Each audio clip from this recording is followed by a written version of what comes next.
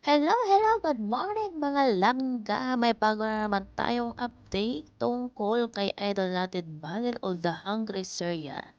Naalala niyo noon nung may isang lolo na nagtitinda ng mga halaman sa daan at nadaanan ito ng idol natin. Hindi niya napigilan na puntahan ito at tanungin kung anong tinitinda nito.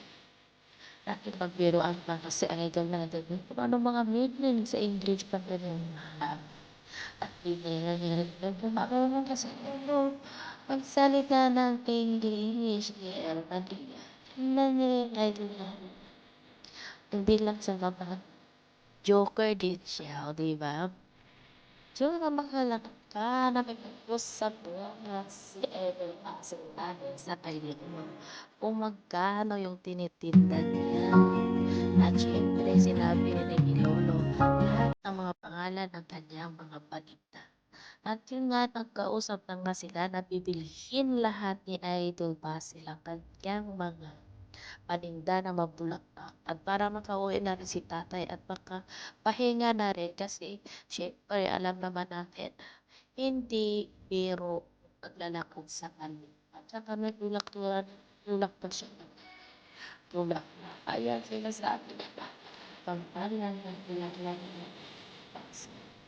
Yan may pagpera. Kasi ako nagpapera sa sir.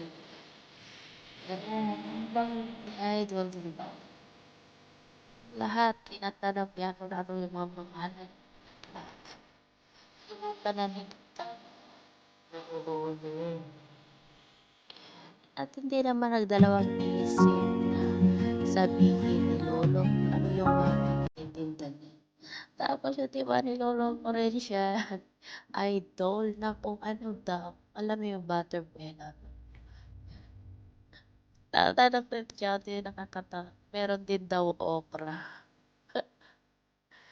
Diba? Kasi nga, nag-ano daw siya, hanap daw sa saan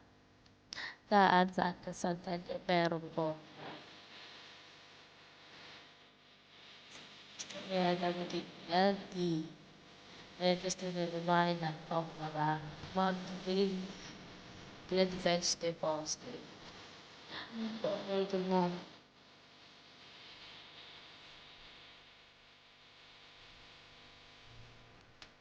Pero ngayon,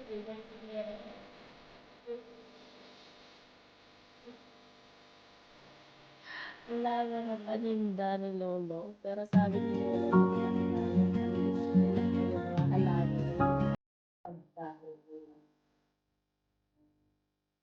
At ito na mga langga, yung mga halaman, pinay sa kayo. Ayan, magaganda na. Ito yung pamaga sa tao. Iba ang galing.